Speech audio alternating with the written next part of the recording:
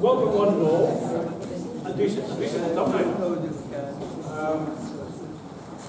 Can I just get Janice Donaldson, who's acting secretary at the moment? She's going to say a few words about. That's what I get for being June's friend. She's a way off to the fringe or whatever tonight. So I'm really June. When we were planning this meeting, we'd heard that the National was struggling a wee bit, and we decided that our branch would promote the paper. And I was charged with getting 40-50 copies of it for the evening, and we were happy to pay for it. And I love my wee local newsagent, but it can't always be relied upon to get my one national. So I thought to get 40 or 50, this is going to be a challenge. So I phoned the newspaper, and I got put through to the editor, to Callum Baird, and he was absolutely charming. And I said, can you tell me where I can pick up 50 copies and how do I pay for them? He said, we'll deliver them to your house and we won't charge you a penny as long as on the night you promote the paper. So that's why I'm standing here tonight to say, if you don't buy the National, will you please start buying it? Because it is one of our main ways of communicating with everybody who wants independence. And some of you may have heard the latest news, which I think is fantastic. We are going to have a Sunday National instead of a Sunday Herald. And Richard Walker is going to be there. So please make a plea to all of you, if you don't buy the National, please start buying. I actually think it's a very good newspaper. And for different branches who are here tonight, I am going to name her tonight.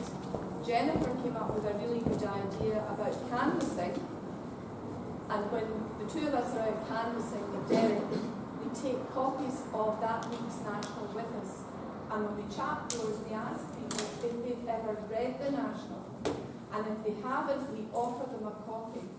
Now, I don't think we've had anybody that's said, oh, no. I mean, you can judge what people are going to say, oh, no, anyway. But a lot of people still don't know about the National. So it might be an idea for other branches to do that when they're canvassing. So let's get the word out there that the National is paper for people who want independence. Thank you very much.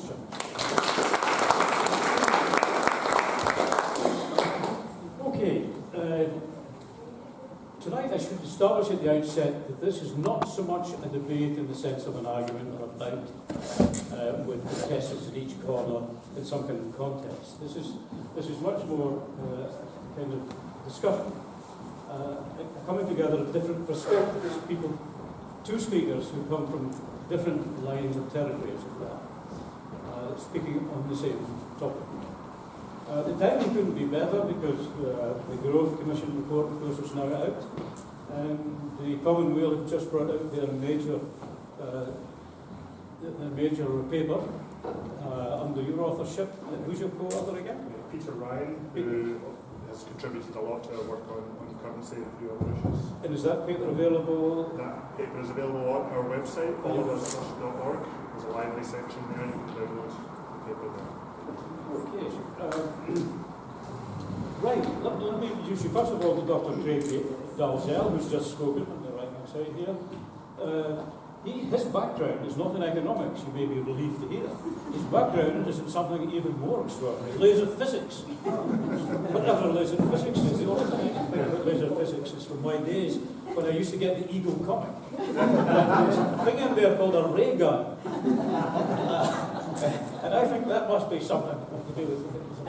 But of course, when we get independence, we will need something like that, something a lethal defence system for our coastal protection. So there's a man. You may have a bigger role than you thought. Speaking as a pacifist. The money will be good. Speaking as a poor pacifist. He's the head of policy and research at the Common Weal think tank. And you will have noticed that he's all over the National like a rash the last couple of days. I think you had 3 pages or so. Yes. Yeah. A very, very busy man at the moment, on the verge of being exhausted, I think. He's just done a podcast, which is not out yet, but will be shortly. Right.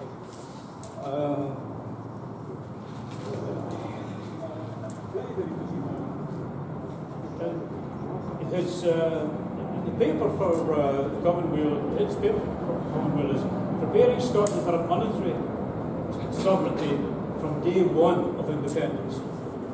So obviously an independent currency right away, not this waiting time. Okay, on my left is Professor Iain Docherty, Professor of Public Policy and Governance. You guys mind? And he heads up the Adam Smith Business School, Glasgow University. He's all about improving economic performance, especially in transport. Is that the thing to say? Often in transport. That means you don't work on with. He's a fellow of the Royal Society of Scotland Young Academy. I have to say that young was a term that was used in 2011, I think. In 2011, you were elected? Almost still young. You have to be under 35? Yeah, you're under 35, okay. And it's an interesting organisation because it's got academics, obviously, predominantly. I think somewhere in the region of 40% of them are women. So the balance is getting there, not quite there yet. And lay people, I don't know what's the 20% lay people. Right. What else?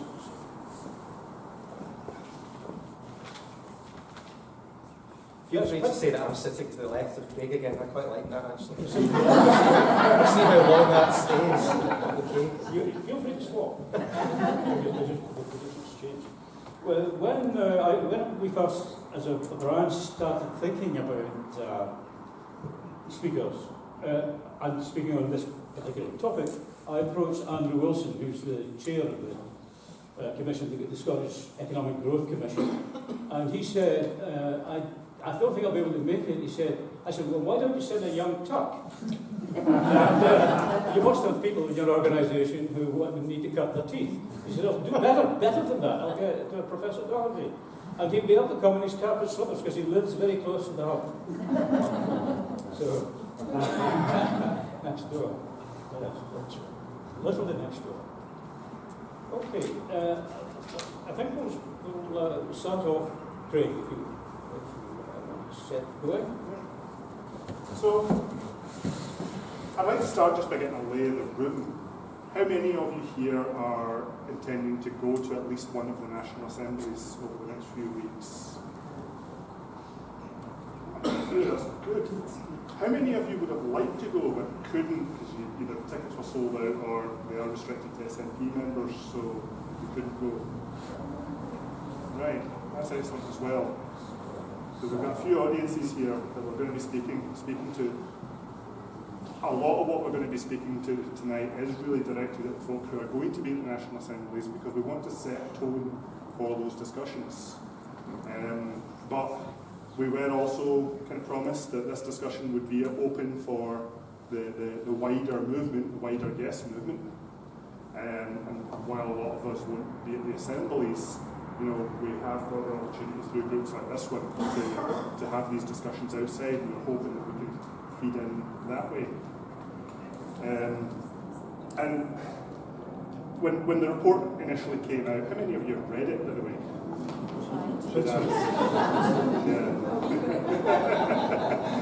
I got an advanced copy at 11 p.m. the night before it came out. It took me till 3 a.m. to finish reading it, and then I was expected on the radio the next morning to talk about it. So that night involved a lot of caffeine. But when it was produced, the First Minister said that this was a document that was held up for discussion, and I would like to sort of approach it in that spirit. So where I am talking about things that maybe I disagree with in the report, I don't want to be too outright confrontational about it. Probably the biggest thing in the report that I do want to discuss, and I want to start off the discussion on this, is the question of currency. That was the big question that hit us in the last campaign. It's the one we've all wrestled with since, and To me, it's the one that you do need to get right before you can get everything else right. There are essentially 4 very broad options that are available to us, and even then 2 of them we can park. The first one being the currency union that we talked about in the last campaign. That one can be vetoed by the UK government, and it was vetoed in the last referendum. And if we go into another campaign, promising things that the other side can veto, there's a name for that kind of campaign. It's called losing. So whenever we're talking about any policy, if we're giving away vetoes to the other side, really think again on that point. The second one, the euro. Now, a lot of people, there's probably quite a few people in here who would like to see Scotland join the euro, especially if you want an independent Scotland in the EU. Being an EU member in the way that the UK never really was, signing up to join the euro could be a big statement of intent that way. But entering the euro is an involved process. It takes a few years to do it. It actually involves having your own currency first, and then linking it to the networks and integrating yourself that way. So even if that's the goal, on day 1 of independence, we're not going to be a Eurozone member. So that option's out as well. That just leaves 2 more. The policy that the Growth Commission are proposing, which is sterlingisation, using the pound unofficially, and our plan, which is to launch our own currency by day 1 of independence. What's the difference? Right now, the Bank of England is making decisions on interest rates, and it's doing it for the whole of the UK sterling zone. You can argue saying, well, London's more important than anywhere else, so that's where the attention's focusing. But on paper, it should be considering the economy of the entire UK when it's making its decisions. If there was a currency union, then Scotland would have a dedicated member of the Bank of England's board speaking directly for Scotland's interests. If we had our own currency, Scotland would have its own central bank, and it would be making its own decisions for the economy of Scotland. Under sterlingisation, though, it's a bit different. The Bank of England still is making all the decisions for interest rates, but now it's not making any decisions with a view of Scotland. It's not obliged to consider Scotland's economy when it's making these decisions. If Scotland's in a recession and the UK is in a boom time, the Bank of England might want to jack interest rates up to calm down their economy. The effect on that in Scotland would be to plunge us even deeper into a recession. The same as the other way around. If there's a recession in London and they reduce interest rates to stimulate the economy, it could cause Scotland's economy to overheat. There are countries that do this. Panama, Ecuador use the dollar, Montenegro uses the euro, Liechtenstein uses the Swiss franc. Big difference here, though, is those countries are not more than about 1% of the GDP of the currency zone that they're using. Scotland's about 8% of the GDP of the sterling zone.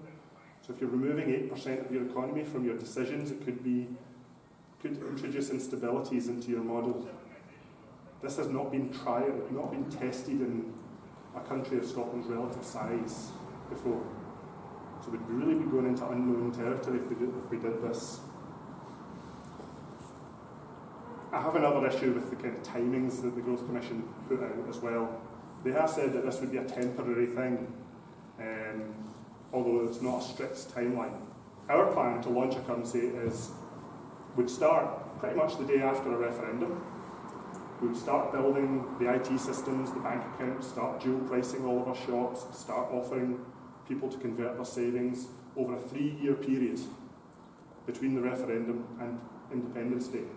On Independence Day, the Scottish currency would become the legal tender of Scotland, and politics would resume from then on. Very quickly summarise the Growth Commission's point of view. They would have their transition period, Scotland would become independent. You would then be looking at the 6 tests that they've laid out that you would need to pass before you could create your own currency. I saw that and I was reminded of Gordon Brown's 5 tests that he used to stop the UK entering the euro. If one of the tests that they put down, the one on deficit reduction, Growth Commission projects that could take about 10 years to pass. So let's take that, let's say 10 years of passing the tests. Once you've done that, you've then got to pass legislation For something as big as a currency change, you're actually talking a constitutional amendment.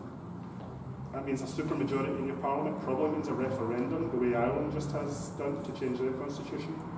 That could take a year or two to arrange. And then you've got to go through the 3-year process of launching your own currency.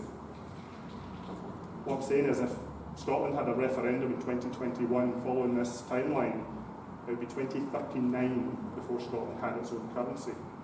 I'll be 55 then.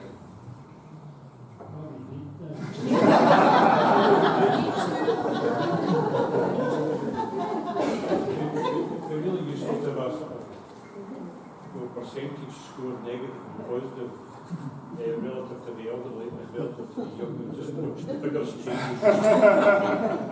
Because the more of that stuff that we actually leave up there, that's where that guy that did the Better Together attack the fears of the elderly, the vulnerable, go for them, make them so terrified they'll vote for the status quo, and it worked. And he's so proud of it, and he gave a conference in Geneva. Look at me. Well, as I said, this to me is the most important policy to get right, because one of the principles that Common Weal lays down when we're planning our policies for independence is a principle we call the future neutral approach. What we want to do is, at the point of independence, Scotland should then be able to have the first independent general election in Scotland, and you should be able to go to all of the parties and read their manifestos, and every one of them should be equally viable. Whether it's the SNP manifesto, the Green manifesto, the Tory manifesto, should be possible to implement in an independent Scotland. That's the most democratic way of doing it.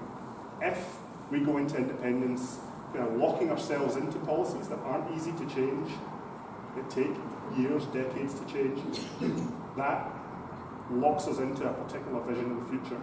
Even if we agree with that future, I don't think that's the most democratic way of doing it. And anyway, why I call this the most important policy in the document is, if you happen to agree with everything else in the Growth Commission's report, you can still do it with your own currency.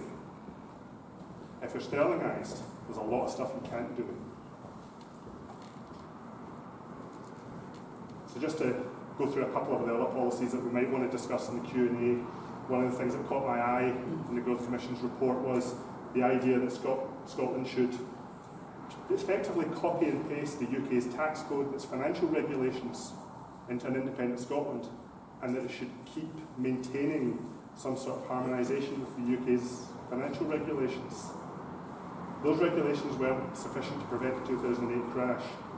We recently saw a couple of weeks ago, we had the case of RBS, who during the boom time was noticing that some of its customers that it was giving loans, business loans to, their offices, their businesses, the value of that property was increasing faster than the profit they were getting from the loans. So they deliberately bankrupted their customers to seize their assets. The financial regulators just a couple of weeks ago said, yeah, that's abhorrent, but we don't have the powers to punish them. We can't do that in independent Scotland. I hope we can really go further, really take the opportunity of independence to think about these regulations in a better way, instead of just copy-pasting the past. One of the implications of not having your own currency is that Scotland would be forced to borrow the sterling it needs for the economy probably from the City of London again. These financial institutions may not demand just interest on the loans, they may demand conditions like imposing austerity, like demanding that Scotland cuts its public sector wage bill, or demanding that Scotland opens up its public services like the NHS to private competition. These are things that financiers have demanded of governments when they went to them looking for money. Perhaps more seriously, even if that doesn't happen, if there's a financial crash in London, there's a real possibility that they would not have any money to loan to Scotland.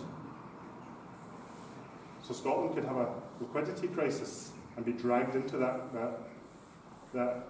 London crash, despite it having nothing to do with us and with no ability to avoid it. The problem with sterlingisation, as I say, it takes years to set up your own currency. It's not suited for rapid emergency change in crises like these. One of the other big issues I found in there was the concept of the annual solidarity payment. This is a payment to the rest of the UK. It's made up of a few different things. There was £1 billion a year for shared infrastructure, right? Buying services from the UK for various things until Scotland has set up its own institutions. Personally, the Common Weal approach would be to build these institutions in Scotland where possible, and instead of buying services from the UK, if we want to cooperate, then we do so on the basis of two independent government departments cooperating. Doing it this way also means that we have jobs in Scotland rather than keeping them down in London, so there's a financial and economic benefit to that. There's also a £3 billion a year bill to pay for UK debt interest, so Scotland's historic share of debt, despite the acknowledgement that Scotland actually has no obligation to pay that debt.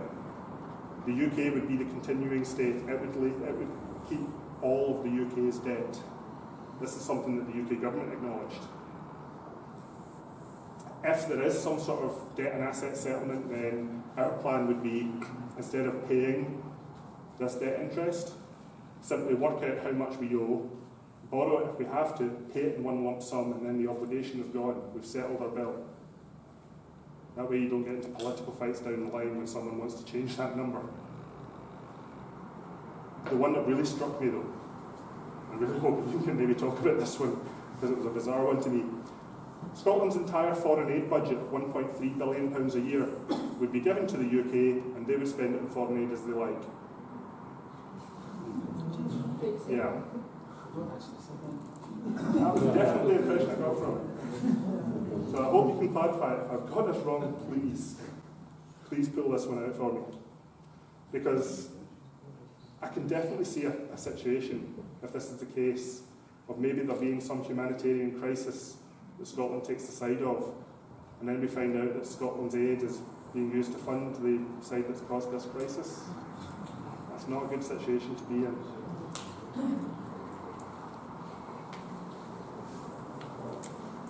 On a more philosophical point, I do want to get away from this obsession that we always have with economic growth and deficit and debt. We've just had Gers out on Wednesday, and we went through that whole rigmarole again. And again, if you don't have your own currency, you do have to pay very close attention to your national deficit, because you have to borrow the money to make up the shortfall. If you do have your own currency, you get to look at things in a broader view. There's a link between your national deficit, your trade deficit, your public deficit. Right? It all sums to zero. So if the national deficit is reduced, if austerity reduces the deficit as the UK has done, what happens is your deficit goes up. If the government sells off healthcare, for instance, you need to buy health insurance. So there's no wonder, well, that's not quite happening in the UK yet. Other services have been sold off and have been replaced with private services. It's no wonder that in the UK, the private debt burden, household debt, is at a record high. Consumer spending is decreasing because people are paying their rent, their gas bill, their commute, and their credit card bill, and they've got no money left over to buy stuff. I would like to take a more holistic approach to the economy. Instead of narrowing in on GDP and growth, actually look at sustainability. Look at the environmental impact we're having on Scotland and the wider world. Look at inclusion. The Scottish Government has a metric called inclusive growth. Even that, if your economy is growing and it all goes to the top 1%, as it often does, that's terrible. But what about the other way? What happens if there's a recession and that impacts the poor more than it impacts the rich? So we're not getting richer when the economy grows, but we're getting poorer when the economy shrinks. The inclusion has to work on all sides of the economy. So I would want to look at inclusion and inequality rather than growth. And we need to look at well-being and happiness in the society, because what does it matter what shape or size your economy is if we're all miserable? There's a great comic that goes around the internet. It's a guy in a ragged business suit, huddled around a campfire, there's a burning city in the background, and he's saying, yes, the planet got destroyed, but for a beautiful moment in time, we created a lot of value for shareholders. The Ireland one, which was screaming out for the book, but there'll be a wailing in a national of teeth. And the old lady put her hand up with her, got any teeth. So, yeah, we're going to round up here. We now have at least two detailed prospectuses for independence. We've got Common Weals, we've got the Growth Commissions, and I hope we can, over the course of the Q&A, we can tease out a few more details about that. And for the folk who are going to the National Assemblies, I hope this can set the tone for the discussions you want to have there. We've got our papers online, we're producing films and other information that I hope you can pick up and watch as well. As I said, I am really keen to push this future neutral approach to independence. So even if you don't agree with the Common Weal view, let's try and create an independence that can suit whatever view that we want to go to. Have you sensed that the political parties would all participate in that? Because at the moment the Tories just seem to want to destroy everything that from popular. No, don't vote for them.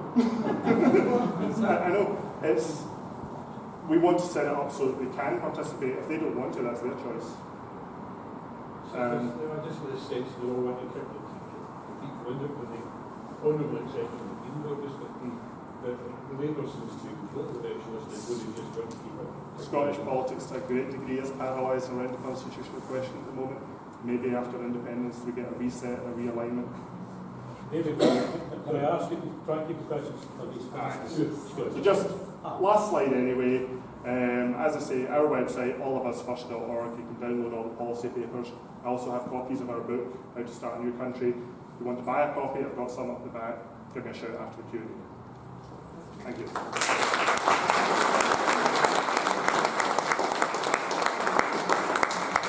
Thank you very much, Craig. I think we'll leave the bulk of the question, if we may, until both speakers have spoken. Is that okay? Okay. So now it's Professor Iain Docherty. Good evening. Thank you very much for the opportunity to come and tell you about how the Commission unfolded, which I'll guarantee you is somewhat different from how the media and other people often tell you how it unfolded, particularly those of the Union side. What I've been asked to do and what I'd like to do is tell you a bit about the history of how the Commission came about. It's really important to understand the discussions that were happening and why we set up the Commission, why the remit is what it is, and then why we came to the decisions that we did. And I'll also tell you at the beginning that there were some quite robust debates. They were debates, not discussions, inside the Commission about all of the key policy recommendations that obviously we are now all chewing over.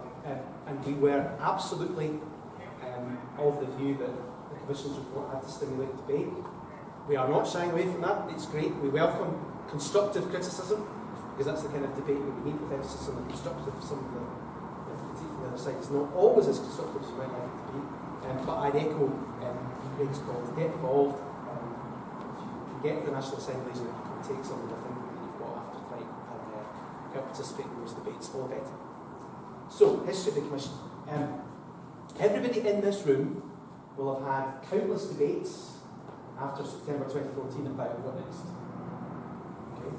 So, all of the members of the Commission had those discussions. We had them with each other, because many of us knew each other before the Commission was founded. We had them with colleagues in government, both from the civil service side, but had it with colleagues, politicians in the government and others. So, I'm sure you all recognise the kind of stages of bereavement that we all went through, grief after 2014, and then we started thinking, okay, what do we do next? How do we move forward from this? And something crystallised for me on the, let me get the date right, 24th of March 2016, which in the white paper was set out to be the day when Scotland became independent. I pitched a newspaper article to a broadsheet that showed the main names of the to say what an independent Scottish government would do on day one. So what would be in the entry for ministers? It will probably not surprise you to learn that I got a very polite response that said, nail up, we're going to have about a 4-page feature about why everything's absolutely terrible and that we all dodged a bullet, and isn't it great when we voted no? Indeed, the Telegraph, a different paper I'm going to mention, had a fantastic piece which is well worth reading for an insight into the media at the time. It said, imagine the mess that independent Scotland would be in right now. So we were having these conversations. It was a difficult time because the side thought it was in the ascendancy, thought it had won the argument, put everything to bed. But discussions were happening inside government and with people that work with government, with Andrew in particular, to Andrew in the FM, about two things. One of which was, well, okay, we lost the referendum, it's 2016, what are we going to do as a devolved government? What are we going to do to keep the economy developed within the powers we've got? And those discussions went on. And secondly, there was the debate about, okay, how do we begin the task of re-articulating the economic case for independence? Then another important date, Curds, 23rd of June 2016. I remember that, and I walked out of my house, and I crossed the road to take the kids to school. What did I see? I was down across traffic lights in the morning, and I saw a UK government Home Office, immigration. And I thought, wow, that really sums up what's about to happen. And of course, we all know what occurred on that evening, and it's fair to say that everything was up in the air on the 24th of June 2016, and it still is, because we still don't know the outcome of the mess that is Brexit that I'll come back to. So in the autumn, the First Minister decided it was time to do something to bring these discussions together, to inform her thinking, the party's thinking, about how we might do two things. One, have a short-term plan to grow the economy, given where we were, and secondly, to re-articulate the case for independence. And that was our effectively. It's fair to say that the report took longer to produce than we hoped. We nearly published it, I think at least 3 or 4 times. There are 2 reasons why we stopped publishing it 3 or 4 times. One is that we wrote too much. We wrote way too much. And we had a task which was about trying to condense it into something that people would read, which we got halfway towards. And we also thought about what the structure of the report would need to be and how we could time it so that its objective to stimulate the debate would actually work. And because of Brexit, and because just when you think things couldn't get more ludicrous, another event would come along, and we thought, still not the right time to land this, and of course the quarterly economic statistics would be updated and we'd have to rewrite bits of the report. And we got ourselves into a position where 3 or 4 times we were really ready to publish, but we didn't. But eventually, as you know, we did. Now, I think the night before we published the report, I had a conversation with Andrew, and I said, I'm really not sure how this is going to land. I'm really worried about it, because this is a pretty hardcore Scandi social democracy. That's what I think it is. Because I'm a pretty hardcore Scandinavian social democrat. Right? So that's me speaking as an individual and a commissioner. That's my kind of perspective on what I would call political economy. You can't actually separate economic decisions from political. Okay, so again, people out there have different views about labels that they like to attach to what the Commission does. And we're all individuals and we all have different personal views on some of the nuance, etc., etc. But it's me that's speaking to you tonight. So I think it's fairly mainstream Scandi type politics. And there's also a reason why we structured the report in the way that we did. You'll notice that the media in particular has hardly referenced Part A at the beginning, which is what we call a situation analysis, a statement of what the Commission thinks the issues are. So I'd like to start by telling you a little bit about how we got to that bit and then come on to the individual policy choices, which Craig's alluded to when we can have a discussion about those. So let's think about the economic case for the Union, which was so strong in March 2016 that it was running on debate. Well, the economic case for the Union is the fiscal transfer. That's it. Right? There is no other economic case for the Union. Nobody stands up and says it makes Scotland more competitive, it means we've got a better, more resilient industrial structure, it doesn't set wages and nothing. It's all about fiscal transfer. And we saw that yesterday. Union deficit. Okay. Pooling and sharing. as a well-known former Prime Minister likes to call it. Now, to be fair, there is probably an argument to be made that the Barnett formula manages short-term fiscal risk, smooths out some of the inevitable variations in annual budgets. And that's probably about it. Okay. In part A of the report, we were really keen to stake out our collective view in the Commission about what the problem that Scotland in 2018 finds itself in. And we think there were some inconvenient truths for unionists. But again, I think it's important that you understand where our perspective on all this is. So, the UK is a phenomenally unequal place. It's spatially unequal between regions, between cities, towns. It's now phenomenally unequal between generations, with real long-term implications, particularly the way the housing market works. And it's phenomenally unequal in terms of the range of income levels of individuals and all of the impacts that that has on a cohesive society. Okay. I'm always at this point, we nearly, I think with this in the report, we couldn't find a decent enough image. Tony Benn, when he was a cabinet minister in the 60s or 70s in his office, used to have a map of the UK on his wall that he turned upside down. And he said that that was to remind him every day he was at work that his job was to distribute wealth from himself. That hasn't worked. It doesn't work. Because the UK's political economy does not pool and share opportunity.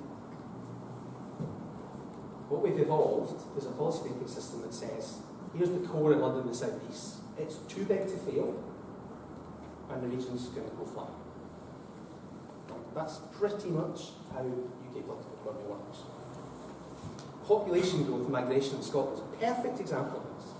So you will often see when it's Ger's time, there will be unionist critique of Scotland's ageing population, why population is aging faster than the UK, and what that means for the structure of the economy. And their solution is, isn't it great you've got the fiscal transfer, and you can only afford to deal with the problem because of that? Whereas, of course, the correct answer is, well, no, let's fix the problem. Let's have some powers over migration and the structure of the macroeconomy to help do something different. And that's why, in part, at the beginning of the report and fact throughout, we focus so much on population and migration as a positive element of the debate. We think it's so important that we don't let that debate get captured by others with a different agenda. So we've got an economic system which locks in relative decline everywhere that's not in the pool. And there's a fantastic phrase in a book written by a couple of researchers, I think at the LSE at the time, 25 years old now, Joe Perkins and others, I can't remember the co-authors, where they described the political purpose of the Barnett formula as being a kind of sedative. So what we offer from the UK to the devolved nations is that we give you this fiscal transfer every year and we'll kill you with a kindness of it.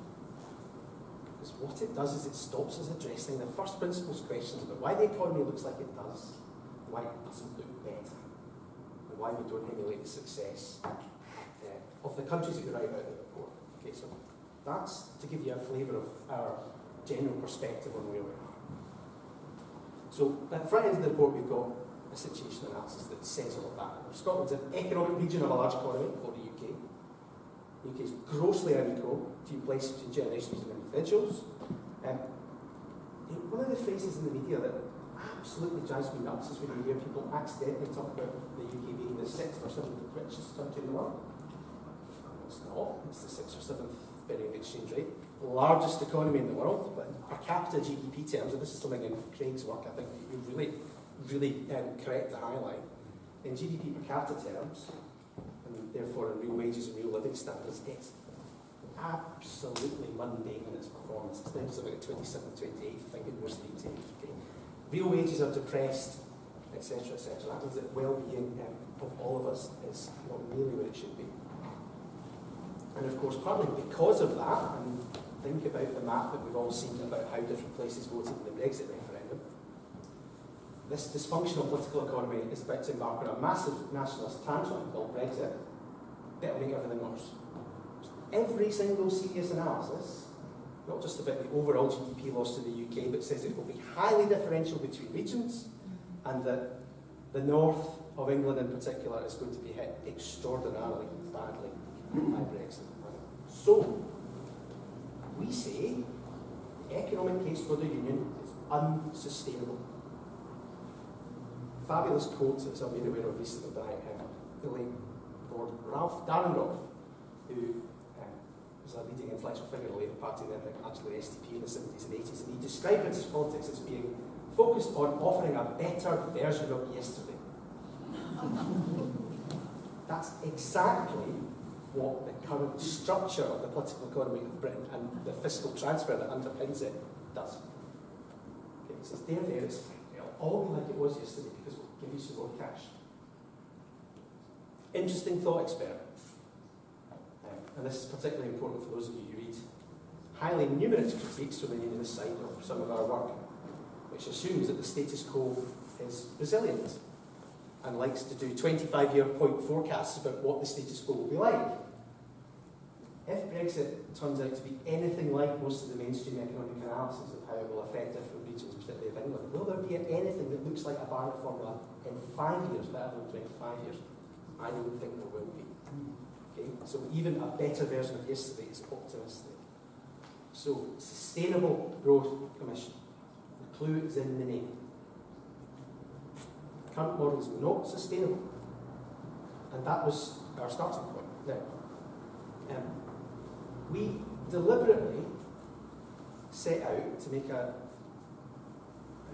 find a set of recommendations after debate is probably more accurate. It says we'll take a pragmatic, mainstream view using the kinds of policy approaches and policy tools that other generally social democratic type countries use to show that Scotland can be independent and therefore become sustainable in a long-term political sense.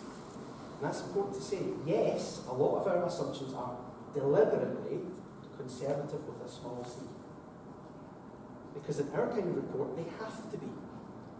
If we make assumptions that we can't be as sure as possible on from the evidence, then politically we'd have got all kinds of noise and all kinds of critique that would have undermined the debate we want to have about let's move to a more sustainable place. Okay, so I think it's important to say that there's a reason why we be cautious. Because I think it's the right posture to adopt. Secondly, and this is something that I think is very important and is not debated very much, is that independence for Scotland is a transition, and a difficult transition. One that we want, and to me, it's one that we have to have if we're going to make the economy sustainable for the long term to achieve the wider social goals that we want to have from the fruits of that economy. But managing transitions is not easy. Managing transitions is about understanding risks and opportunities and then having a democratic debate about how we balance them. And I think this is where the really interesting kind of link between Craig and our points of view comes into play. So we're transitioning. In fact, it's the latest stage of Scotland as an economy's transition from a heavily industrialised, fairly monocultural economic region of a big economy into a functioning, diverse, prosperous, autonomous economy. And we all know the advantages of that. That's why we support independence. Okay? But we have to understand that that's a transition, and it is hard, and it requires work to get it to work. So, if, for example, you think, well, let's go to the currency test. See, I've gone how many minutes was that, and I haven't said currency yet. I was going to try and get further, but I didn't. I failed. If you think, and so the 6 tests, I mean, we debated this at length. Because we had a whole set of debates about currency. Because currency is a choice. Right? There's more than one plausible policy currency posture for Scotland. Right? As I think you said a few minutes ago, we could realistically choose from 3 or 4 positions. I'm going to be really radical here, right, and say that if I'm in a meeting in this hall in 25 years' time looking back at how it all went right, I'd quite like us to be in the euro. And I know the economic literature about the alleged disadvantages about being a member of the euro versus having a free-floating currency. And you look at Swedish economic literature, there's lots of this stuff. But, you know, I'm enough of a believer in the economic project that I think I'd love us to get to that position where we could make that positive choice. There are lots of things we could do. But we came up with a view on what our currency recommendation was in the 6 tests to make it credible and to make it a transition that the institutions that we create would be able to manage and not get wrong. And there are different plausible and defensible views about whether we're too timid. Frankly. And Andrew himself has said, okay, that's a fair critique if you think we are too timid with the tests. Excuse me, and our view on the transition to a floating currency. Tell us how to make it happen faster. Show us what policy levers and interventions we've not got we should use and how the institutions that we recommend could pull them to make it happen faster. So one thing I'll say to you absolutely is that we did not design the test to stop it happening. Categorically. Okay? And we know that the comparison with Brown and the euro is unhelpful because he clearly did do that. Okay? And that's a fair point, and that's one that we would push back on. So, it's probably time for me to sit down and get the Q&A going. I haven't talked about the politics at all yet, but I'll do that before I do sit down.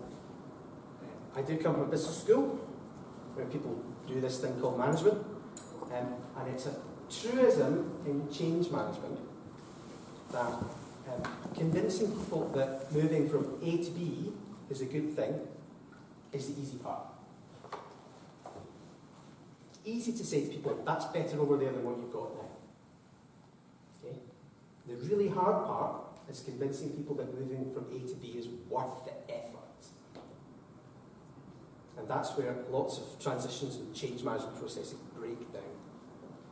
Okay, and I think my personal view of this is that independence of Scotland is the most important change management task we've got in how we move the Scottish economy and society away from the last vestiges of that regionalised, branch plant, non-diverse, non-creative history that we had towards being more like the exemplar countries that we write about in the report. In 2014, looking at the evidence, we probably convinced enough people that an independent Scotland was a good idea. What we did not do, and why no one the referendum, was that we did not convince the majority of people that it was worth the effort. What our Commission's report is designed to do is to show that the effort is worth it and that we can do it in the real world as we find it and not as we would like it to be. And so if the work that we've done and the debate that we've generated helps us to get further towards that goal, that would be great, and that's what the Commissioners set out to do.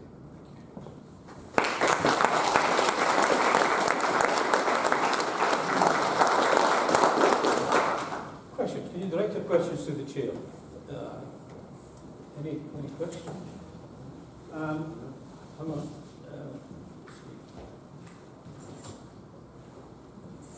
No woman with a question. That's coming. That's coming. Yes. I'm maybe being naive and simplistic here, but my worry, if we stick with sterilisation, I mean I said sterilisation, knowing the feeling that I perceive from south of the border, is that they may take it out on us if we get our independence. Will they help us to flourish in Scotland, or will they put barriers in our way to becoming successful if they are actually holding some of the purse? It could be Darien second time round. Sorry? It could be Darien scheme second time round. Yes. They'll try whatever they can to make Yes, sure we fail. that's my worry, that if we stay with sterilisation. Any comments? Personally, I'm not quite sure if that would feel its impact through the currency plan in this sense, because that, if we've got our own currency, we're shielded against it. If even under sterlingisation, Scotland's just borrowing money from the markets, so even if you're interacting with the Bank of England through this process, the Bank of England is functionally independent from the government.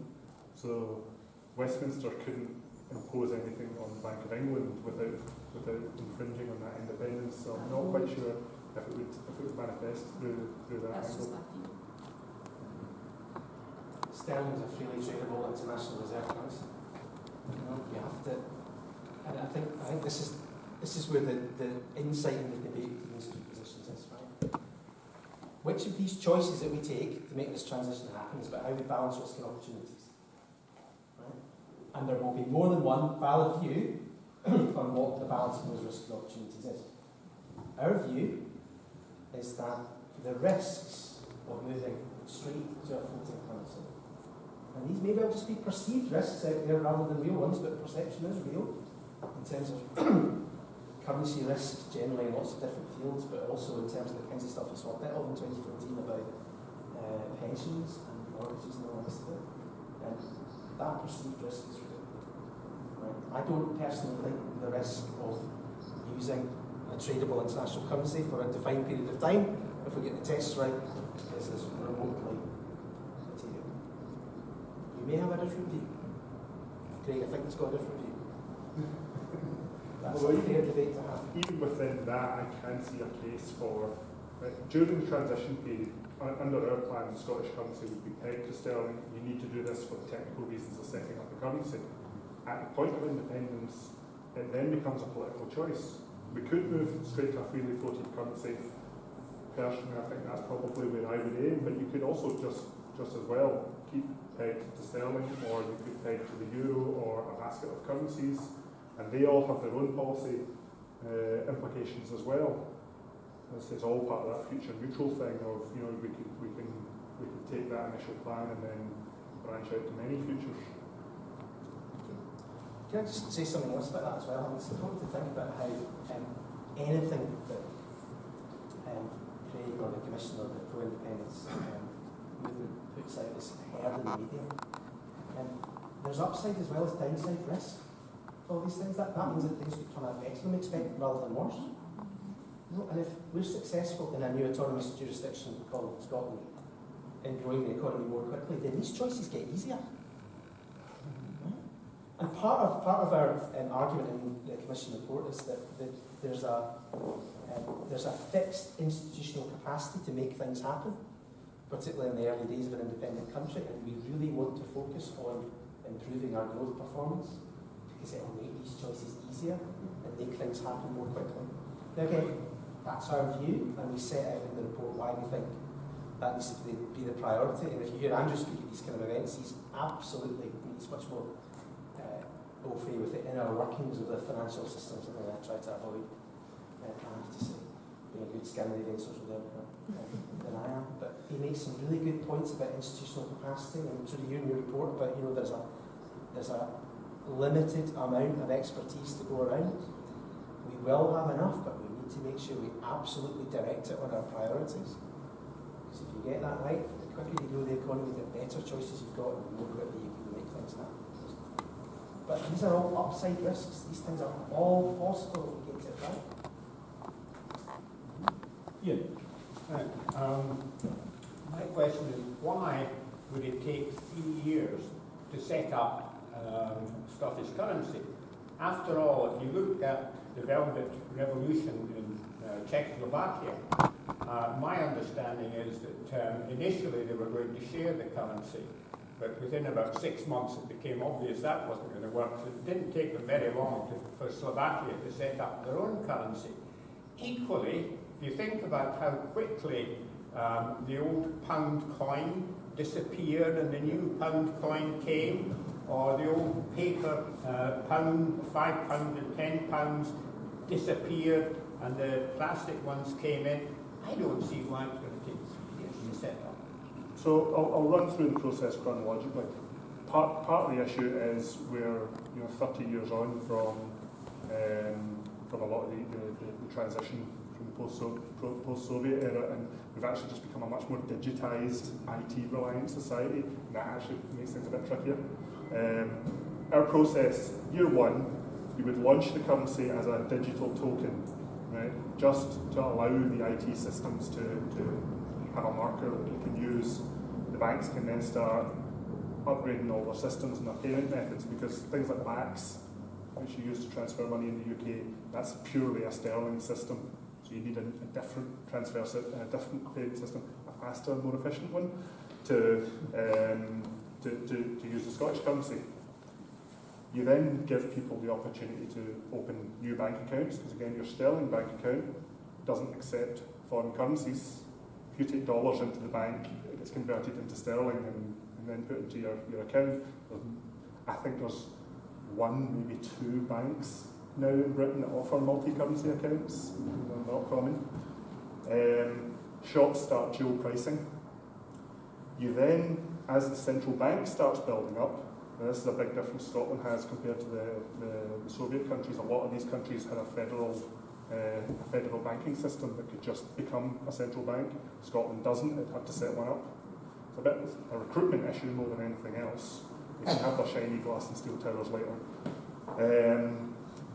Once the central bank is up and running, it can start producing Scottish currency. If you want to convert your savings, you go to your retail bank or potentially directly to the central bank and sell your sterling one-to-one for Scottish currency. This takes you up to the end of year 2. Year 3, the Scottish government systems for tax and social security have been upgraded by this point. So devolved tax, devolved social securities you can start paying in the Scottish currency. It's at this point, once you've had a public design contest to design the notes and the coins, and even the name of the currency, because not everyone wants to keep the pound. So the pound Scots, I get a lot of blowback whenever I mention that name. Whatever you want to call it, the Merc, the unicorn, we have that discussion. But once you've decided the shape and size of the notes and coins, that's when you do the upgrades for your vending machines and your IT systems, and you commission Delarue, the Royal Mint, or whatever other company to produce the physical currency. That process takes about 6 months. That comes right at the end. But this process is actually modelled on the way the euro was set up. It was actually when we wrote a paper in 2016 outlining Scotland's currency options. We got a phone call the week after from a guy who lives over in Ayr, Peter Ryan, who helped me with this recent paper. Says, it looks like you want to set up a new currency. I know a little bit about that. I helped with the euro. He helped set up some of the IT systems.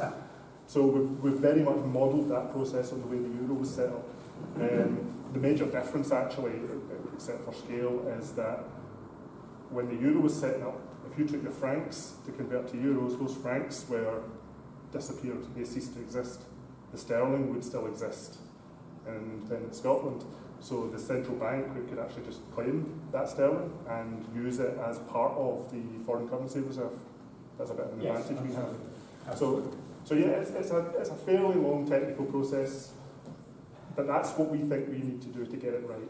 I would have thought that provided you made one Scottish pound equal in value to a pound sterling, that the whole process could be much expedited, because with the complication with the euro was that you had all the different values of all the different currencies coming into one. But if you just make it one-to-one initially, then your IT systems, your banks, all the bank accounts become much simpler. It becomes simpler to understand in an outward view, but the technical side still has to happen. And I'm not a technological. Yeah, but that's for the bankers to sort out. That's the beauty of it. That all happens behind the curtain. But you're right, this gradual transition, you might find that Scottish currency does start to, at least digitally, starts to circulate before the 3 years, and we've become a kind of dual currency nation for a while. We're kind of already used to that with our different £10 notes. Well, certainly, I was in business. I had a shop at the time that decimalisation happened, and it was amazing how quickly the transformation. Well, this is the thing. A lot of folk here who remember decimalisation have went through a process, not identical but similar. In fact, no matter what we call the currency, eventually, it's going to be easier than decimalisation, because no matter what we call the currency, I bet you there's still going to be 100 sturgeons to the salmon. We're not bringing back the shilling. Post-Brexit UK, I don't know, maybe there's talk of that, isn't there? Nothing is surprising. say, I just wondered, since Scotland voted to remain, majority voted for remain in the Brexit referendum, I wonder, or has it been considered that Scotland and independent Scotland would rejoin the European community? This, again, is part of the whole future neutral discussion. That's something that we need to do in a way that discussion can happen. By one of the other issues I have with the sterlingisation plan is that in order to be an EU member, you have to have a central bank. It needs to be a fully functional central bank operating on EU rules, so sterlingisation might make that process harder. For my part, I think just with the timing of Brexit now, we're not going to get independence before B-Day next March. I love that phrase. I don't know why more people aren't using it. I think there's going to be a gap in our EU membership, but I do hope that we can get our independence before Prime Minister Rees-Mogg starts slashing all the regulations and makes it even harder to get back in, and we can make that transition as smooth as possible. Should we have any comments on that? It's probably just useful to say that we could have written equally, if not longer, report on Brexit. We still don't know which kind of Brexit we're going to get, and therefore what kind of future options we're going to have. So we tried not to say anything that would very quickly become updated, very quickly being the following one is new simple.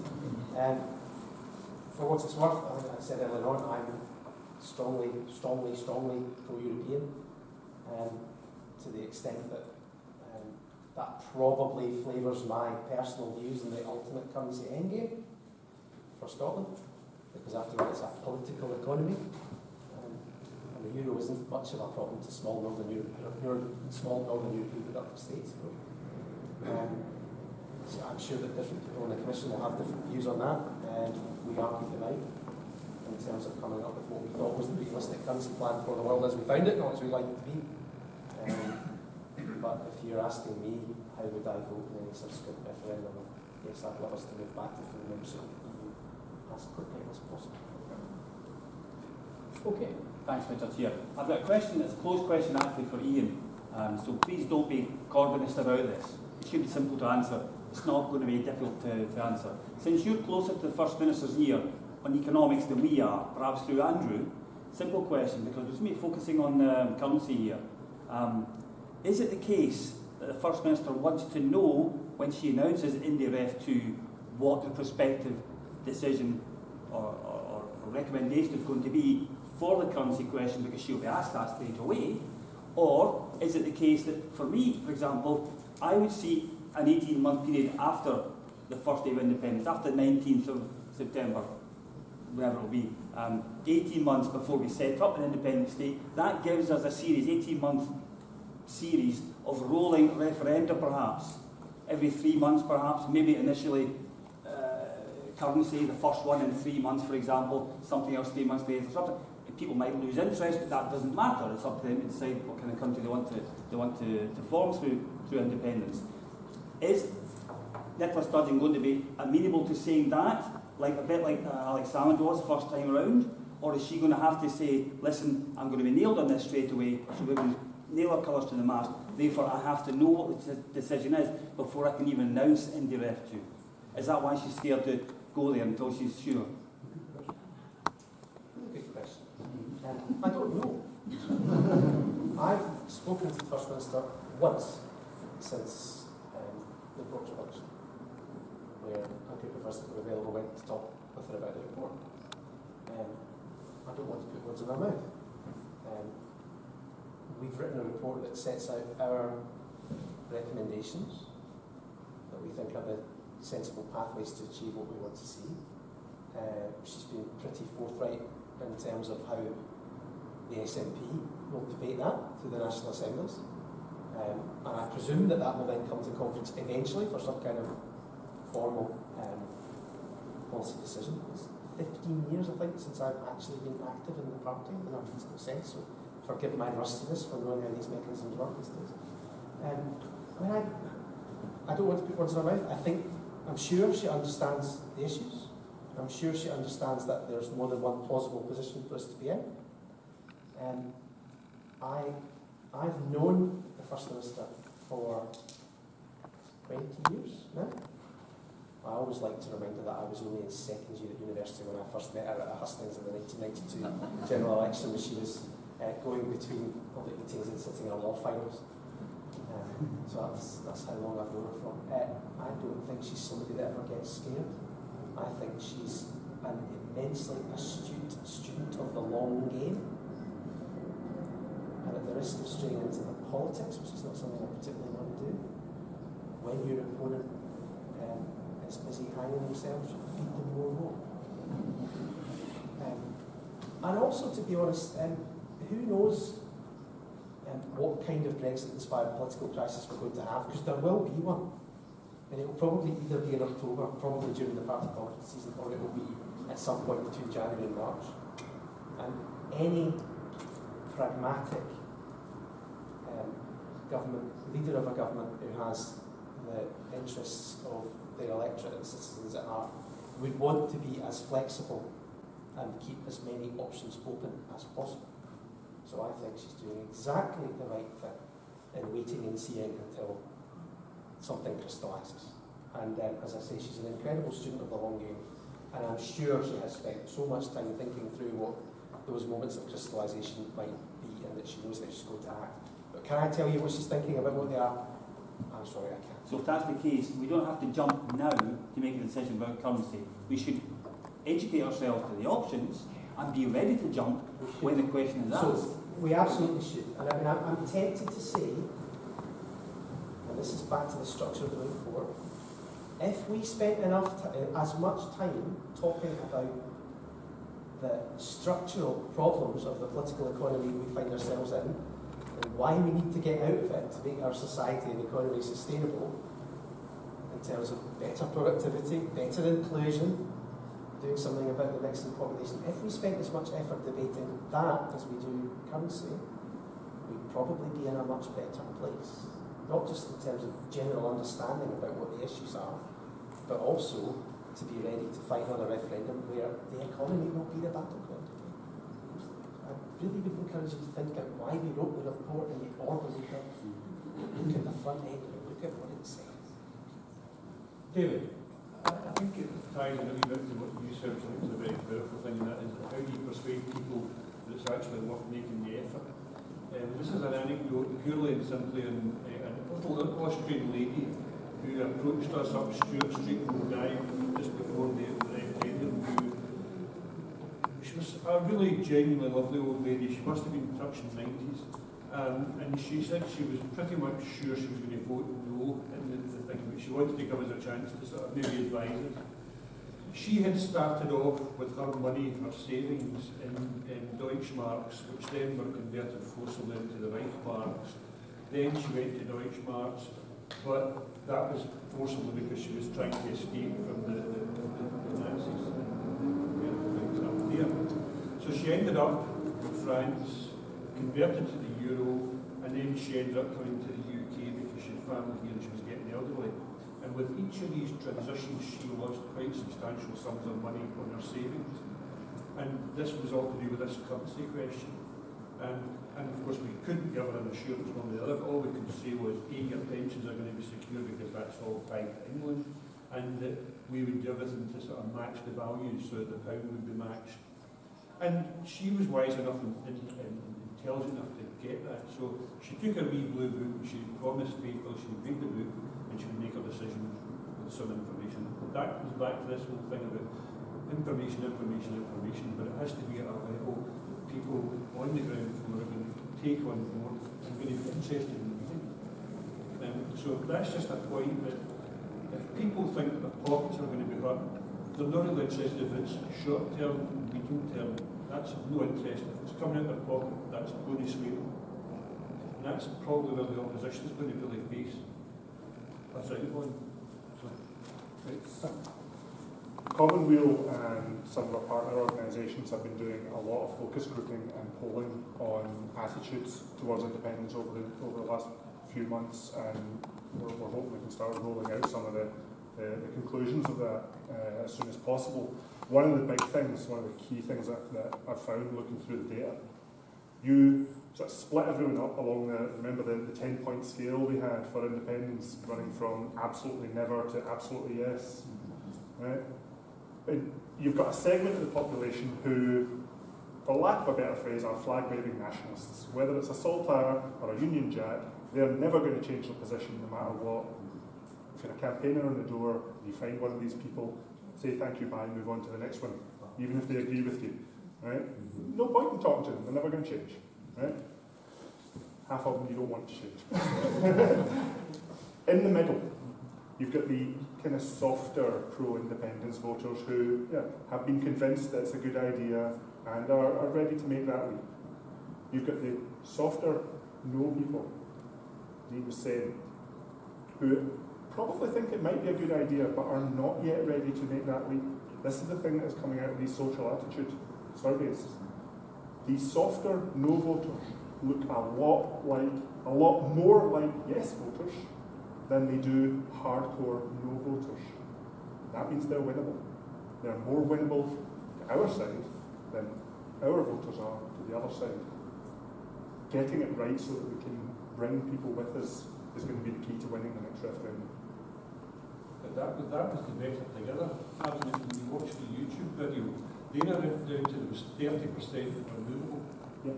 And actually they really battered away at it, and hammered it.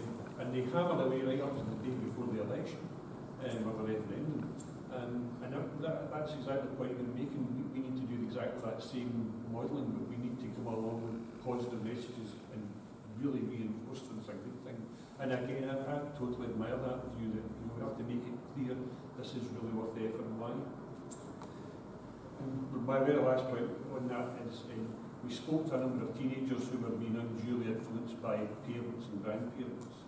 And it's something to really tackle them, to show kids that this is your future you're going for. Because there was probably a couple of kids we managed to stop in their tracks before they started to abuse us on this stand by saying, look, you just need to stop and think that the older folk have had all the benefits of Europe and so on, and things are changing, the arguments are all changing, but at the end of the day, you're going to have to live with the result of this.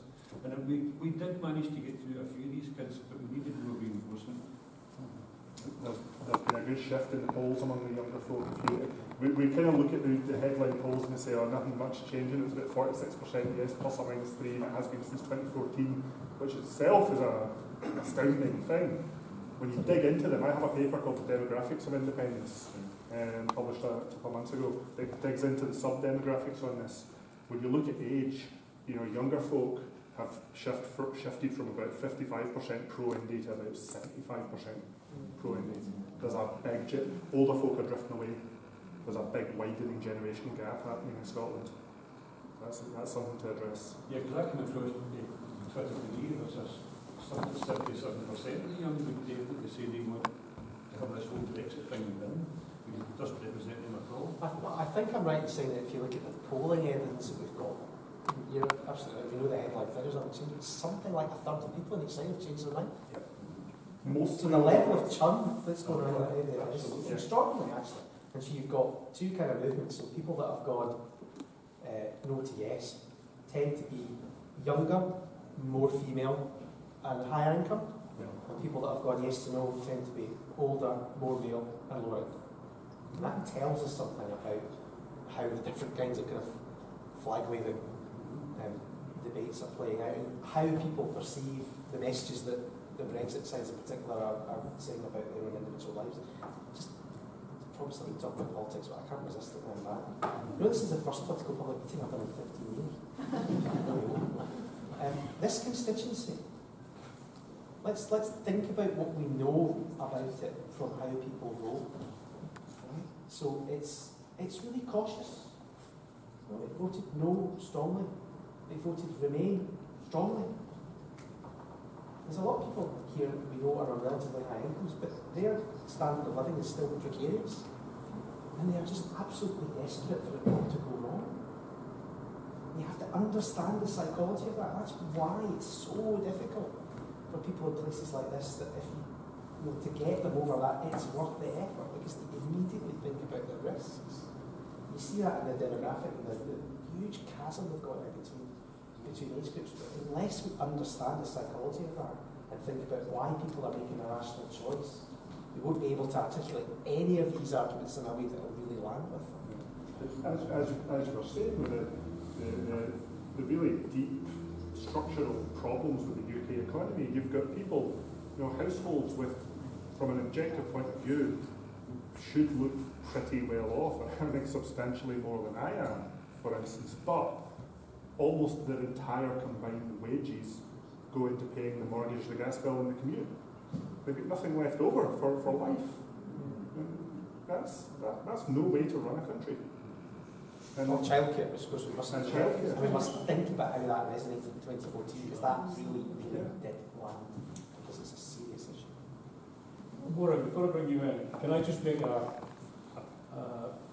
plug for the ambassador scheme? That's the canvassing programme run by McIntyre Kemp of the Business for Scotland. It's raising very much these questions, how you reframe the canvassing, the approach to canvassing on the doorstep in order to take people from that category of vulnerable people, as far as we're concerned, take them over the line and vote for equivalence. Anyway, Maura. Yeah. I'm just wondering how important, when we talk about the pound, for me the pound is an English thing, that is the pound. How important is it that when you change the currency to whatever you change it to, that we actually identify with it as a Scottish currency? We have more Scottish notes, and so and there's people on them recognising them, or we don't sometimes. But I just wonder how important it is that any currency we have actually defines us and that we actually identify with it. Absolutely crucial, and this is why it is very important that when we're launching the currency, we have a public contest to design the notes and the coins. It sounds like quite a small thing, but the people, the places, the faces, and the themes that you put on your currency really resonate with the idea of what we think of ourselves as a country and the image that we want to project of that country to the world. I could regale you with stories of discussions on this exact thing, of currency designs going really well or going badly or just going weird. The euro is a great example of this one. Right? When the euro was established, there were 7 banknotes. There were 12 founding countries, so they couldn't have one country per banknote. Right? They did decide they wanted to have something that was emblematic of breaking down the barriers between the countries, so they chose bridges. All these wonderful bridges on the banknotes. Again, they couldn't have one bridge per founding country. Even if they did, imagine if the UK had been a founding member, would we just accept that Tower Bridge would be our representation? So the EU came up with pretty much the most wonderful EU fudge I've ever seen. They commissioned an architect to design 7 unique bridges that didn't exist. Except, it gets better. A few years ago in the Netherlands, there was an architect commissioned to design a housing estate that was surrounded on 3 sides by a canal. It needed 7 bridges. So he claimed them for the Netherlands. Even the really garish purple suspension bridge on the €500 note. So yes, very important we get our hand into this. Can I wrap up with a consensus? Can we please stop talking about this? Yeah. Right? We need to earn the right to make these choices. Right? If we talk about this, okay, it'll be all back to the easy critique of 2014 that we are focusing on things that are flag-waving nationalism and are not real. Now, let's all have fun when we get to that point, but we have to earn the right to make that decision. And I come back to think that we've got so much more work to do before we pay that amount of attention to currency. We've got to get tradition right, we've got to get institutions right, we've got to know what our priorities are, we've got to articulate that in a way that we can sell to people so that they understand it's worth the effort. Every single second we talk about this stuff now in 2018. It doesn't just stop us talking about what's important, but probably puts people out there off. Let's talk about having a wealthier and fairer society and what we need to do to make it happen. Please let's not talk about symbols and all the fun stuff before we've earned the right to do it. You give people a wage to drive the goods. You do. That's right. Yes. Yeah, it's just to get your views. Do you have any views on this blockchain voting system? It's just, I think it sounds amazing if it could work, because the amount of people I know, they don't have your normal 9-to-5 jobs, and they can't get to a polling station on certain days. So I just think it could reach a much wider audience, especially the younger people who are always attached to their phones or whatever. I have a lot of concerns about this as an idea. You can talk about the security of the system, and I have done in the past on my blog, Common Weal. You can find an article that goes into this. But even if the system is absolutely perfectly secure, from button press to count, I still have issues with voting away from a ballot booth, because if you've got the app on your phone, well, one, when you downloaded it after you saw that ad on Facebook, was that the real app, or is that convincing fake? Or even if you eliminate that problem, when you're about to vote, who's standing beside you or behind you telling you how? I've got a big concern with voting away from the anonymity of the ballot box. When it comes right down to it, a secret ballot should be between you and the pencil. And the isolation just of that is a big compelling factor for me. I do see a role for electronic voting, but in a very much more limited sense. Just in terms of blockchain and related technologies, there's a lot of central bank, very, very, very clever people's research effort going in to thinking right now about the levels of systemic instability that injecting these things into what we think are stable systems will cause. And I'm with you that maybe I'm just too old now to be as innovative and creative as I should be, but I think the risks there are substantial. Because you mentioned voting, I'll give you one of my other pet policies that I'm now ever more convinced of than ever, which is that we should have compulsory voting. So if we want to fix the demographic issue, we need compulsory voting now, right now. We cannot go through what we've seen again in the Brexit referendum and have that level of intergenerational difference reflected in generational 25, 50-year policy decisions. And I know actually that Sam, when he was First Minister, got close to thinking that he wanted to ask for a compulsory franchise for the NDF on the basis that he wanted it to be legitimate, to make transition more credible, more legitimate, and he was convinced with the turnout would be high enough that would be a problem. In a sense, that's what happened. But differential turnout is a real issue now, and the long-term generational inequality impacts of that are phenomenal. Compulsory voting now, please. Although I'd like to counterpoint that just slightly, because I do have this little thing in the back of my head that says the freedom to vote has to come with the freedom to not vote. I would definitely love to see a none of the above option on your ballot paper, and if that wins, rerun the election with new candidates. Doesn't work for referendums. There's some good work in Australia as an example of compulsory voting. Experience of that, because our oldest daughter is married in Australia, and I still remember we were there when a vote was taking place. And despite the fact that she comes from a political family and was politically very aware in Scotland, she was asking her husband how she was supposed to vote in this particular election. And then as she went off finally, she said, how was it to vote? But in Australia, all you have to do is to go in and say, right, I'm registering, that's me voting. You don't even have to put your paper into the ballot box. You can tear it up, do what you like, but you've been there, that's okay. And I absolutely prefer that attitude that people that sit on the sofa. Even if you don't want to vote, go in and void your sheet or put in a blank ballot. Yeah. Much more positive action. Any more? Iain. A couple of kind of close questions. Firstly to Craig, you mentioned the issue regarding our debts upon independence. Yep. And are you saying that we wouldn't pay them, or that we shouldn't? And secondly, to Iain, on the point of the financial frameworks in terms of financial regulations, how the report says take the current ones and kind of transfer them to Scotland, why do you think that's better than actually going with a tougher set of regulations? Sorry, it's very blunt. Really interesting though. There are several ways that you can deal with the debt split between countries. The way Czechoslovakia did it was Czechoslovakia dissolved as a country, and two new countries, Czech Republic and the Republic of Slovakia, were created, and they took a proportional share of debts and assets.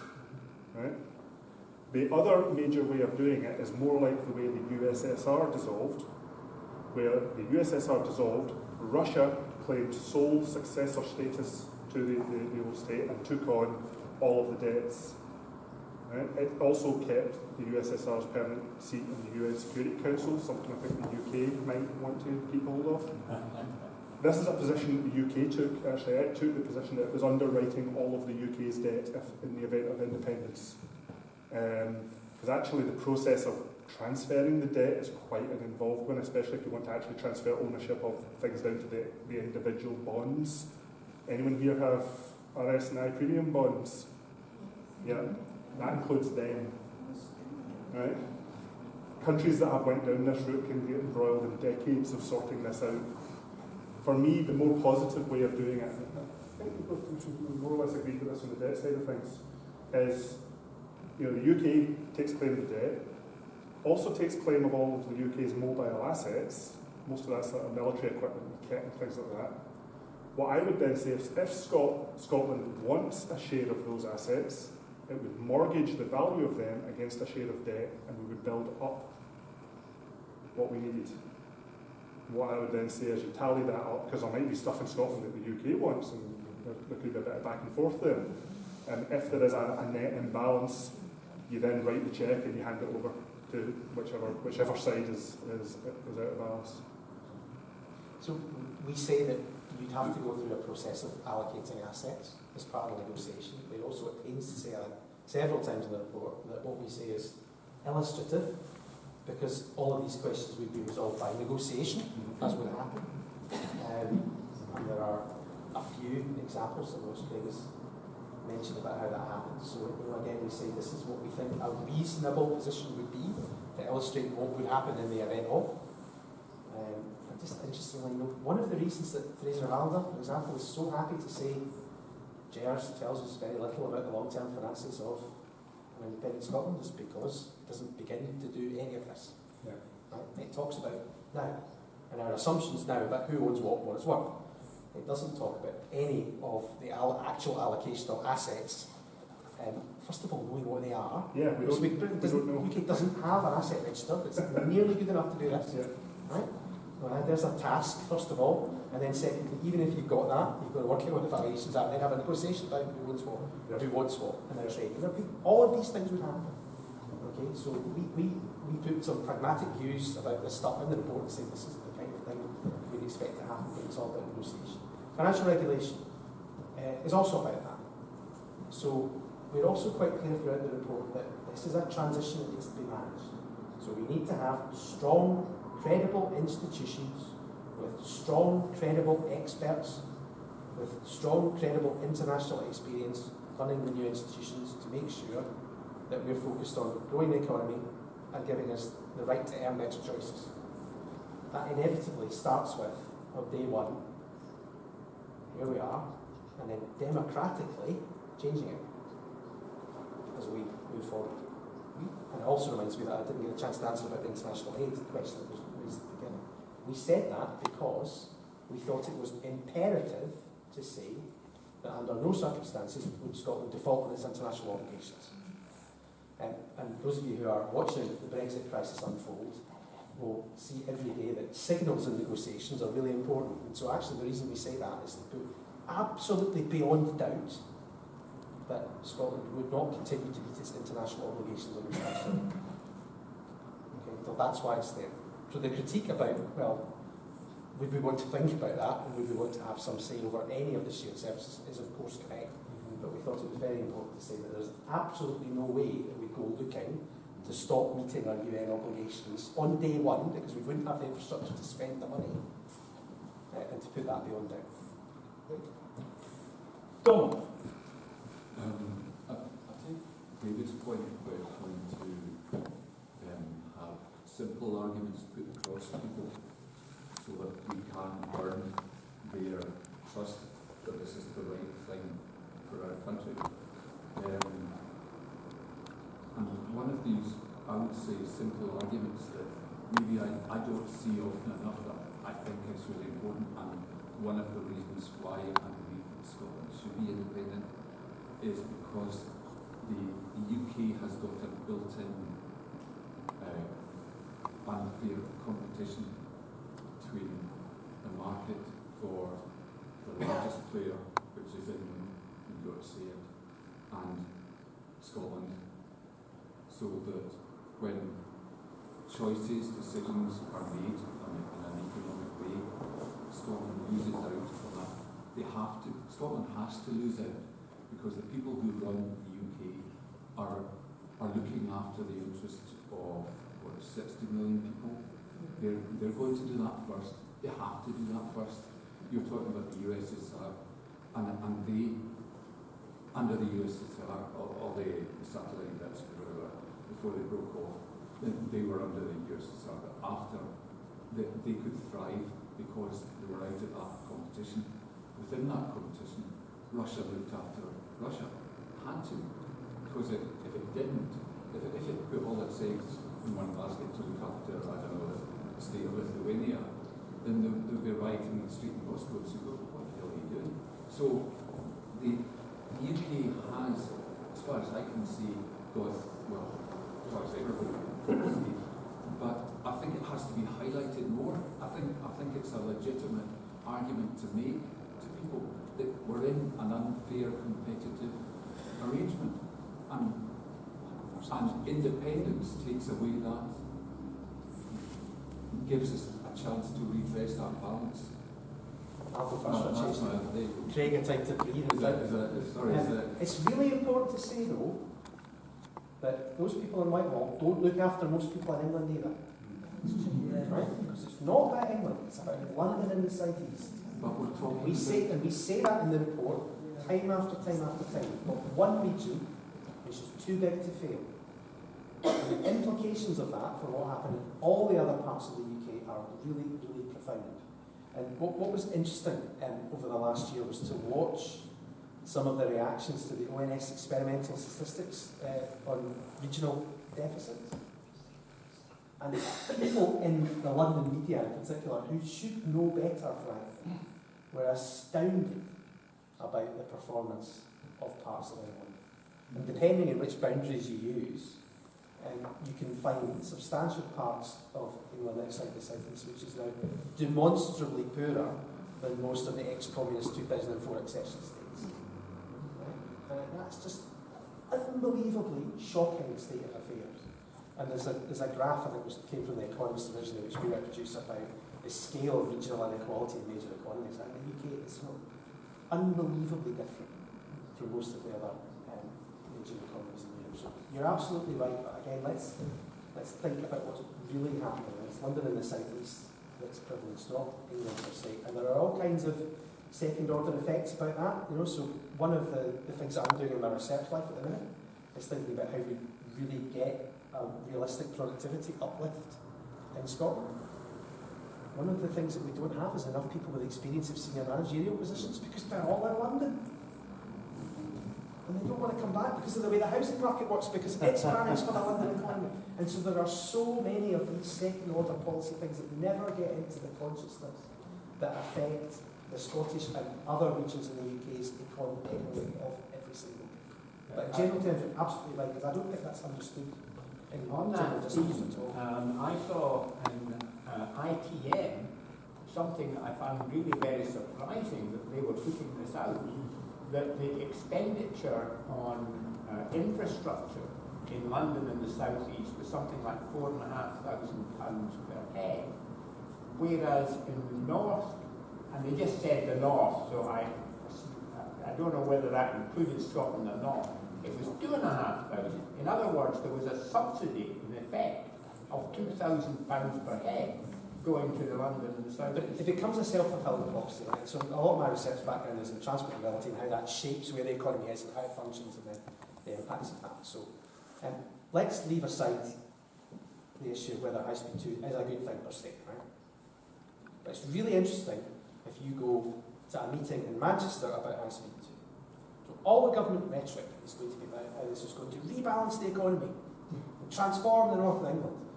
The GDP gap between the three economic regions of the north and the south east is something like 120 billion per year, from memory. Like, there's absolutely no way that any infrastructure project ever can make a dent in that.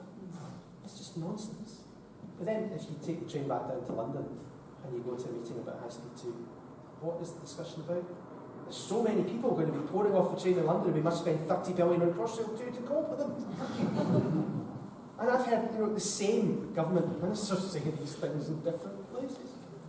And you think, we've generated this intense core periphery political economy that then makes these absolutely insane decisions that can make the crisis deep. And frankly, that's why we ended up with Brexit. We've ended up with Brexit because the north of England was ignored for 20 or 30 years. And some of the level of inequality and social deprivation, particularly in the small towns of the north of England, is eye-popping. And I say that as someone who's spent a research degree that's not exactly been disconnected with inequality in Glasgow and the west of Scotland. But if you go to some of these communities in the north of England, you can see just what a bad deal they get. So let's not talk about England. Let's talk about London and the south east, because that's what it's all about. Yeah. It's one thing that Britain is also really, really bad at doing is comparing itself properly to other nations. Ian alluded to the graph in The Economist that shows regional inequality. If we've been doing a PowerPoint presentation tonight, I would have flooded you with graphs, because to me, happiness is a well-formatted spreadsheet. There's a really good, that one in The Economist, and there's a similar one on Eurostat that shows the regional inequality across the EU 28. Right? In most European countries, the capital city is the richest region in the country. That's normal, money flows to power. Okay? In most European countries, the GDP per capita of the capital city is about 200%, 2 times more than the national average. The UK, London, is more like 700%. It's off the scale. Actually, literally off the scale. The original graph The Economist had to get cut off to make it fit on the page.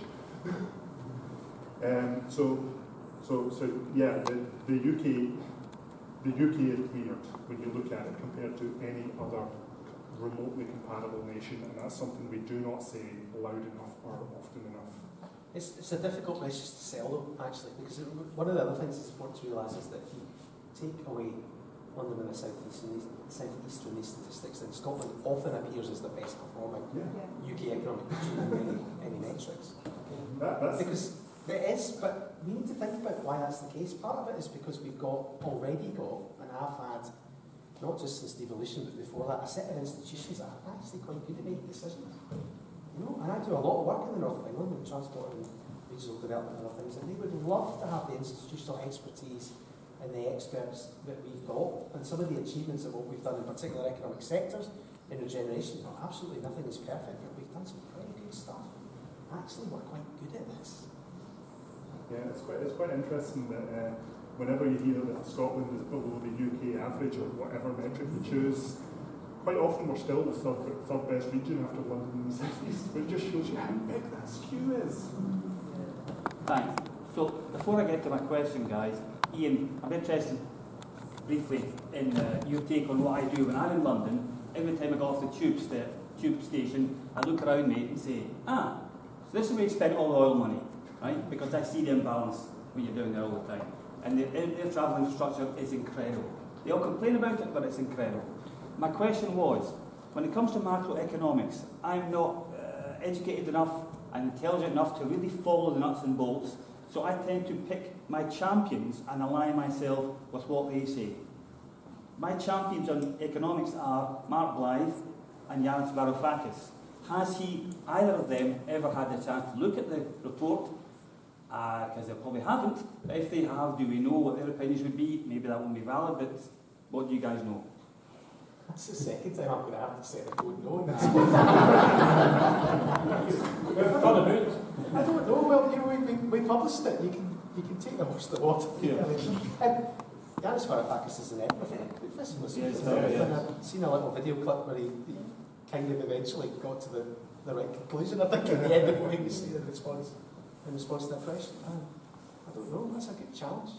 I mean, I should be a bit cheeky and say something about the reaction to the report and the critique. It's been a couple of really good critiques.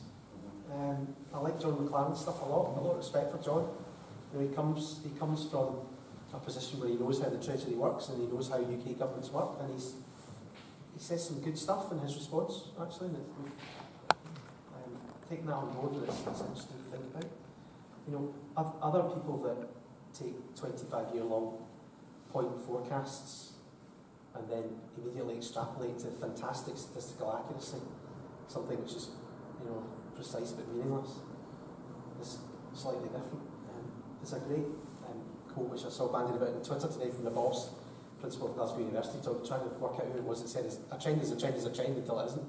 You know, and another debate we mustn't get dragged into is the fact that it's going to be like that tomorrow because it was yesterday.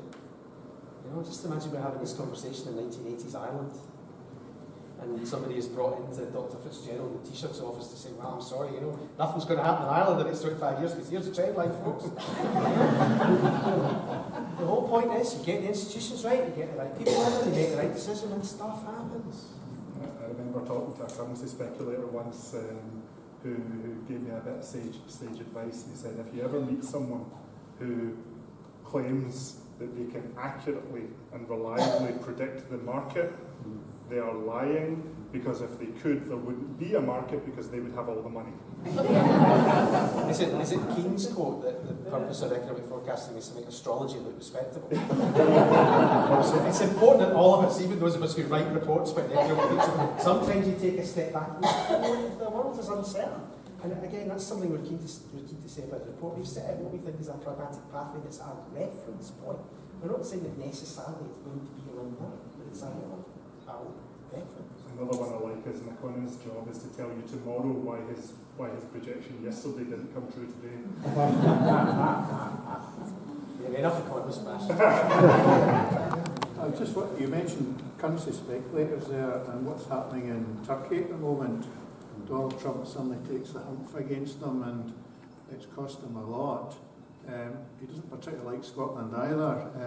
So, of the two systems, what would be the best to negate speculation? I mean, we've seen Farage and such like allegedly making money on the Brexit decision. So that's a read both reports and he pays your money, he takes your choice question.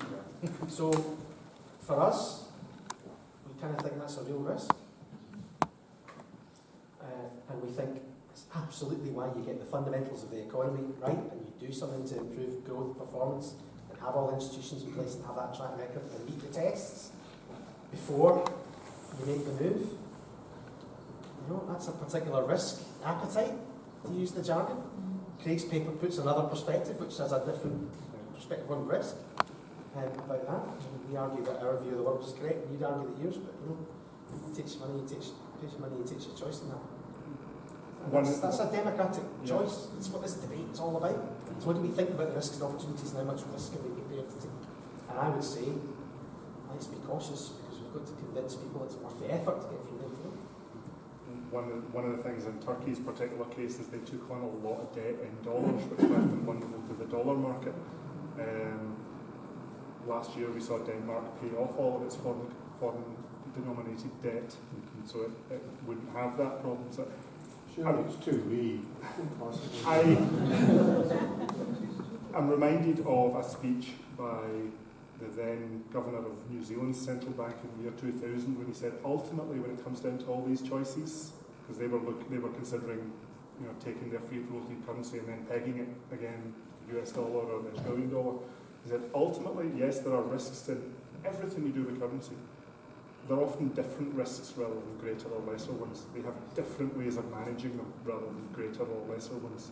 It's how you're prepared to do it. It is how you get the institutions set up to deal with them. It might require different institutions to deal with different choices. So, yeah, you pick your option and you build towards it. And part of the reason that in the report we talk about Denmark and Finland and New Zealand, no, we don't do that for the reasons that people have told us we pick them. Which, of course, is an interesting commentary in the debate itself, but these are places that have had problems and they've made really interesting policy choices to get out of them. And they're small countries and they've had to do the kinds of things that we're talking about, but they made it work. And we need to look at these places really carefully. We think of Denmark today as this ludicrous runaway success story. You go back to the mid-1980s and what was happening, particularly when the urban economy in Copenhagen was collapsing about its ears, the Danish government was not happy. And they did not think the future was very bright, and they took a series of quite hard decisions on a kind of nuts and bolts policy level about what industries they were going to support, how they were going to change the enterprise policy back down to how the welfare system worked, and the kind of flex security idea that they developed, because their economy was not all that healthy, and they were worried about it. And these places have made really good choices. So that's what you can do if you've got the power and the ability to take them and get them right, obviously. Maybe we should make this the last question, or something, unless there's people who desperately want to come in. It's quite. I found this quite dense, not dense in the sense of thick. Rich. I mean, quite yeah. Sorry. The potential for an innovative, integrated and free public transport system. You're a transport guy. Estonia, I think, are doing things like this. I've heard Sheffield had it for a little while. What kind of impact could that have on future Scotland? The sad, boring and dramatic answer is that it couldn't cope with demand and it'd kill the railway overnight. So the places that managed to do it are because they've got a completely different structure of how people move around. The base point is different. What's more interesting is the way that a lot of places that look kind of like Scotland, so the German Länder and the cities within them that look a bit like the Glasgow Conurbation, have moved towards a much more, not free, but a few of them have got this idea of €1 per day, so a yearly season ticket costs €365. But again, this is, so I could bore you all night about transport-related issues, but this is a great example of the world as we wish it to be and how we find it. It would be really nice to get there, and it would create all kinds of social and environmental and economic benefits to occur. But we've got this very expensive system that's managed in a particular way, and we're going to have to do things one by one to change it. So yes, please, but don't underestimate how much it will cost and how difficult it will actually be to do. We don't even have the right gauge of railways to have the big double-decker trains that we have in Europe. Sorry, my family, I come from a family of railway engineers, so yeah, we are. Common Weal published a paper last year sort of trying to get us towards a public option in the railway franchise, which the Scottish Government's sort of moving towards that now. We're wanting to do more research on the integrated side, so there's nothing more frustrating than stepping off a train to see your bus drive away. So I want to get the different modes of transport working better. But you need to look deeper into your economic policy as well. Why are you commuting in the first place? We've set up our society so that we've got our residential dormitory villages and towns here and all the jobs over there. Can we mix that up a bit more and get people a bit closer to where they want to work? That's a very long-term project. This is lifetimes of work. One of the other things I'm doing at the moment is to be a member of that Glasgow Connectivity Commission that the City Council set up to look at some of these things, and might be about to reveal a state secret, but because we haven't published the report yet, it's due in November, but we will say stuff that's kind of like, it would be nice if we had more population growth in the city centre, so that we could do things that didn't require lots of expensive infrastructure investment, because obviously that's money we're not spending on other things like schools and training and childcare. It is, of course, incumbent on me as Claire Manchester, the non-exec director on the board of Scotland. They'll hate me for that, like before. The average private train company in the UK makes a margin of profit of between 2.5% and 3%. And most research, and even the government's own research that's done about the nationalised 100% publicly owned infrastructure company says it's more than 30% efficient. So let's make sure that we fix the problem rather than running to the solution that makes us feel better. Okay, I think that's it for tonight. It remains for me to thank Dr. Craig Dalzell. I think I probably called you DL, did I? Yes, DL, it should be. Should. 7 letters, middle 5 are silent.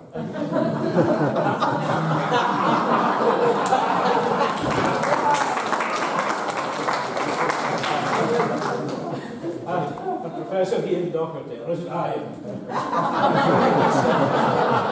I think, can I thank you both? You've remained very civil, I must say. I expected maybe there would be a breakdown, good relations, but no, there weren't.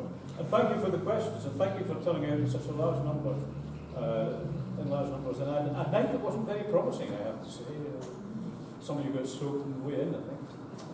Okay, can I ask people that they leave by that door over there? The reason for that is we're going to have somebody with a bucket collecting money. If any of you have money, we can't have currency. We can't have currency. Any currency accepted. The date and their accounts without money. Okay, thank you very much.